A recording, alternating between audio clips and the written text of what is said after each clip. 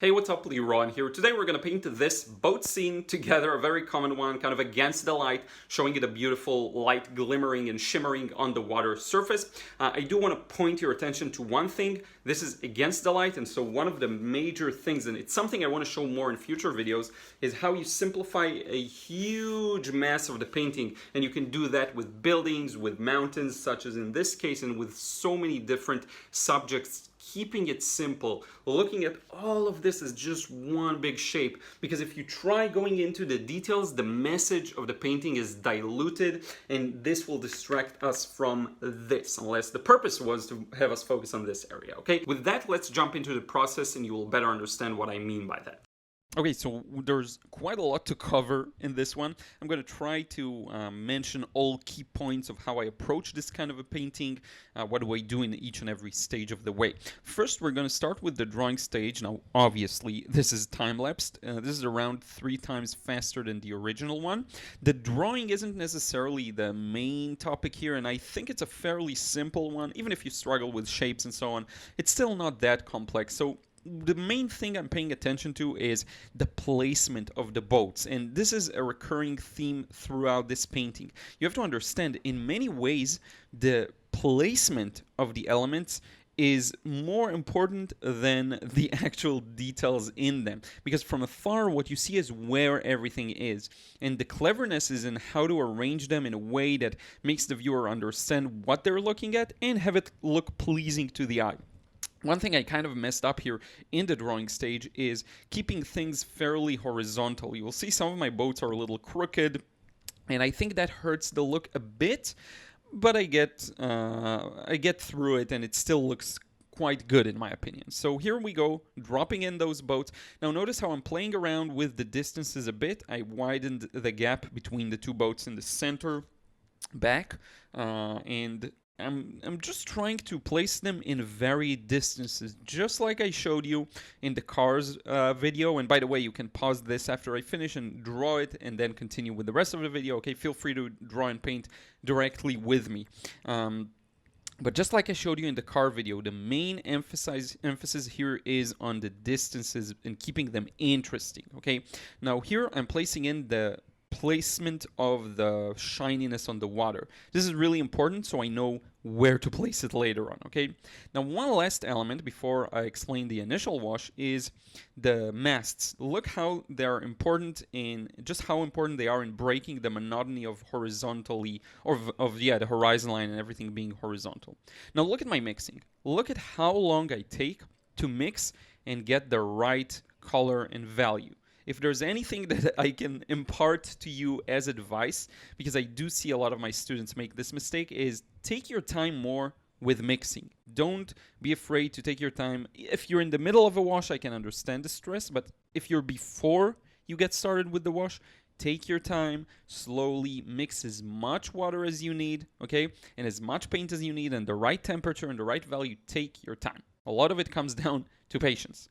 Now, I'm starting to increase the wetness a little bit close to the bottom here, and I also spray some water with my water spray bottle because I want to keep them fresh as I slowly move towards the water themselves. Okay, I'm going to do this in one go. I'm not going to break this wash.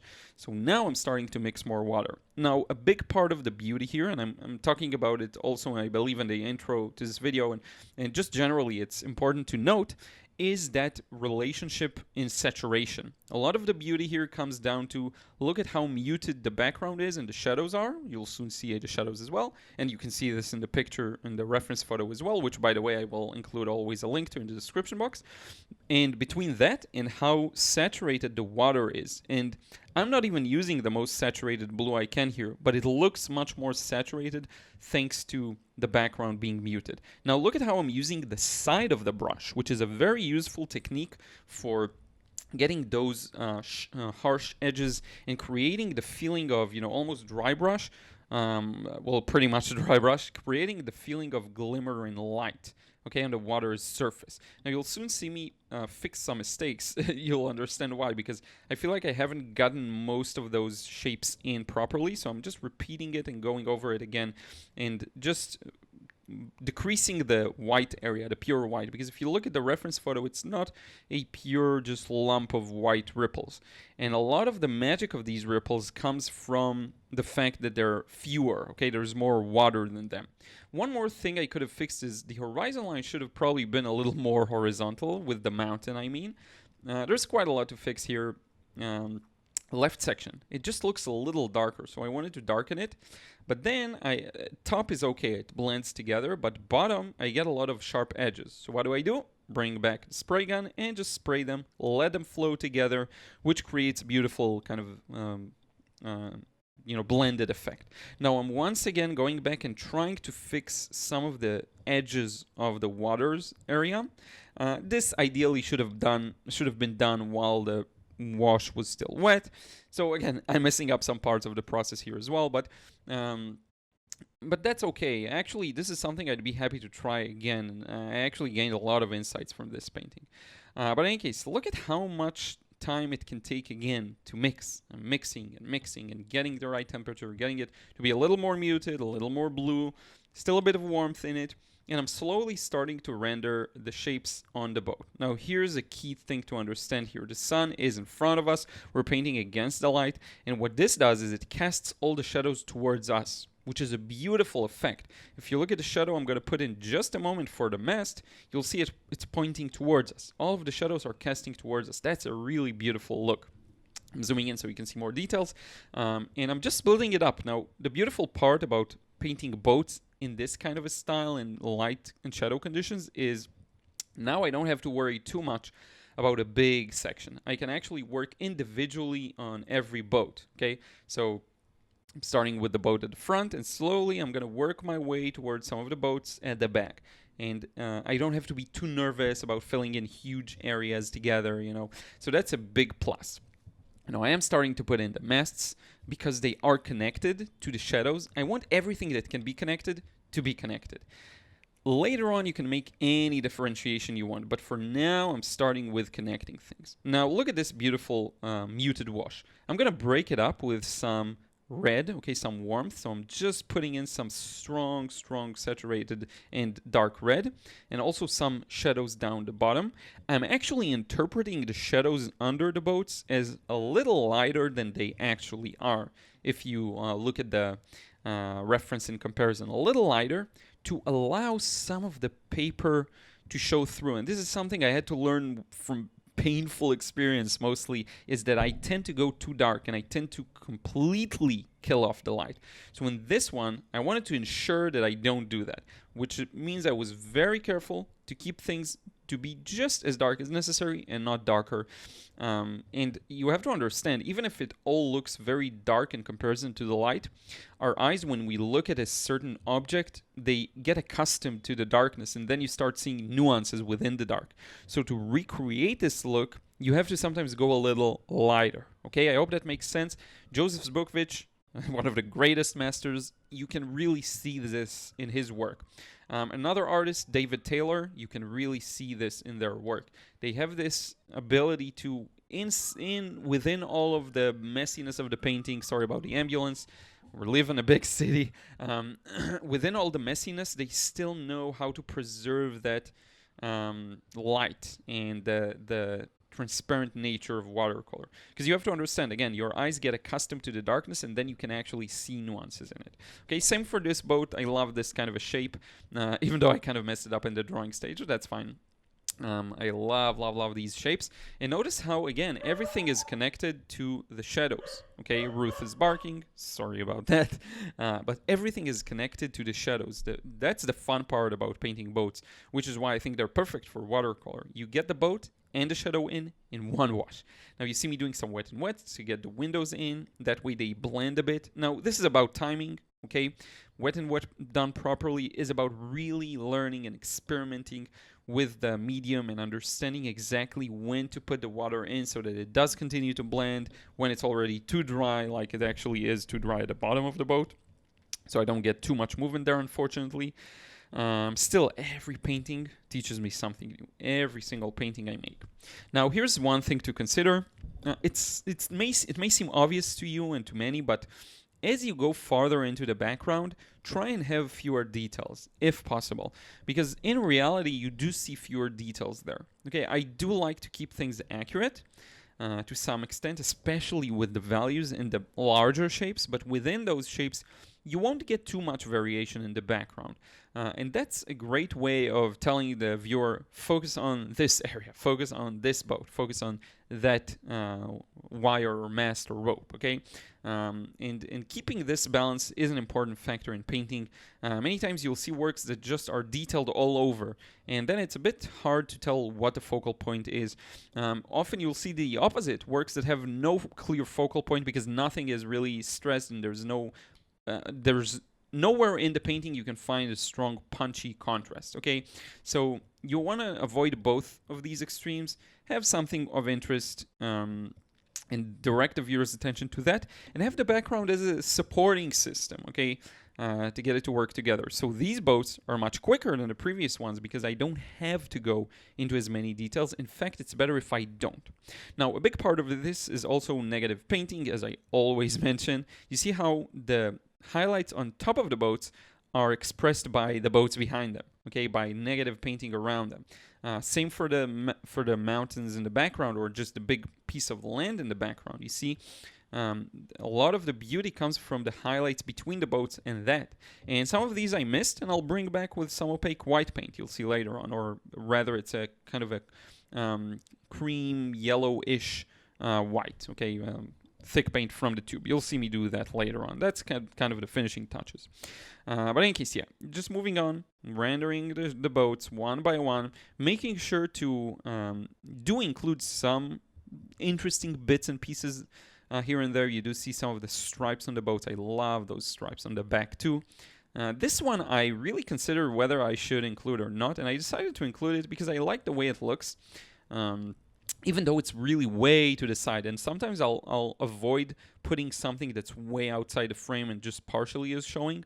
I'll avoid cutting a boat through the middle, but I did feel like this would work here, and I wanted to try it above all. Many times I'll get a hunch that I'm afraid to do something, and then I'll be like, let's try it out. And if I found out it was a mistake, cool, I won't do it again.